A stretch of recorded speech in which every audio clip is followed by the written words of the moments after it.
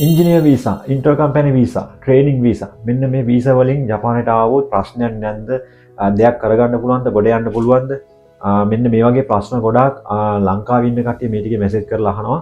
ඉතින් ඒකට මම උත්තර දෙනවට වඩා හොඳයි මේ වීසා වලින් ආපු කට්ටිය උත්තර දෙනවනේ. මොකද මේක එක්කෙනා සාපේක්ෂයි. ඉතින් ඔයගොල්ලන්ට පුළුවන් නම් කමෙන්ට් එකේ හරි ඔයගොල්ලන්ගේ අත්දැකීම් ෂෙයා කරන්න මේ ළඟදී ආපු කට්ටිය මේ වීසා වර්ග තුනේ. ඒ කියන්නේ ඔයගොල්ලන්ට මෙහෙට එද්දි ජොබ් එකක් තිබුණාද? ජොබ් වල ප්‍රශ්න නැද්ද? වීසා අලුත් කරනකොට ප්‍රශ්න නැතුව අලුත් කරගන්න පුළුවන් වුණාද? ඒ කයිෂයක නැත්නම් ඒ කම්පැනි එක ඔයගොල්ලන්ට ඩොකියුමන්ට්ස් දුන්නාද වීසා අලුත් කරන්න? එන්නේ වගේ ප්‍රශ්න ගොඩක් ඇතිනේ. ඒ වගේම හොඳ පැතිත් ඇතිනේ. අන්න ඒ වගේ දේවල් තියෙනවා නම් පුළුවන් නම් කමෙන්ට් එකෙන් ෂෙයා කරගන්න. මොකද හේතුව ගොඩාක් කට්ටිය මේ ඇත්ත තත්ත්වේ නොදැන මේ වීසා වලින් එන්න ගොඩාක් කට්ටිය බලාගෙන ඉන්නවා. හරි විදියට එනවනම් ප්‍රශ්නයක් නැහැ.